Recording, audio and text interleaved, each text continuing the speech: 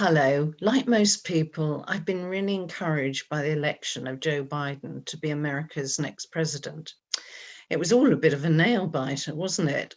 And I don't think I'm the only one to wonder if during the long count, God wasn't testing our faith.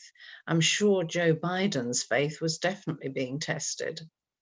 The other day, I had a fascinating interview with the late David Frost, which he'd done with him back in 1987 when he first ran for president.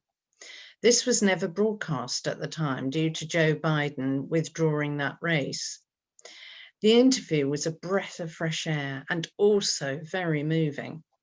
He was a man of genuine faith and full of compassion, forged no doubt by the tragedies he has faced in his life.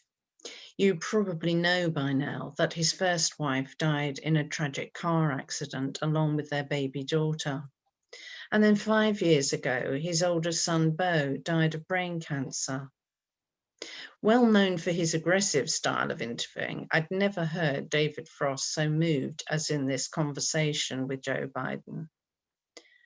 As we know, Joe Biden didn't make the presidency in 1987, but instead has had to wait 33 years for this honor. I'm sure that as a committed Christian, he would have prayed about running for president back in 1987. So when it didn't happen for him, it might well have appeared that God was saying no. But he can see now that God was saying not yet. Only God knows why it wasn't the right time for him to become president back then. But he has honored this man's faith and all those praying for him. And I'm sure his success is all the sweeter for having had to wait so long to reach the White House. This reminds me again that God often keeps us waiting for answers to our prayers, doesn't he? And especially, it seems, when we're praying for those we know to become Christians. And this can be the hardest thing of all to understand, can't it? Because we know that it's God's will that no one should perish and all should come to him. And yet, after often many years of praying for them, they still haven't turned to God. In fact, they often seem as far away as ever.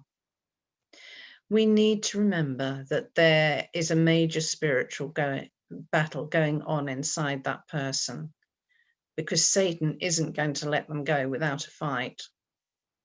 So whether we're praying for someone to become a Christian or something else, we need to keep praying and to hang on to the promises of God.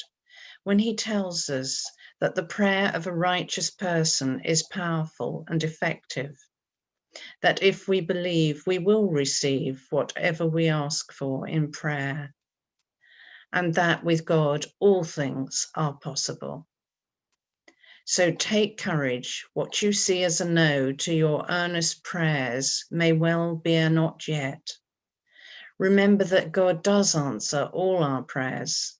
And if you're certain that what you're praying for is God's will, then don't give up. Remember, there's a spiritual battle going on, but believe that eventually God will have the victory. Have a great day.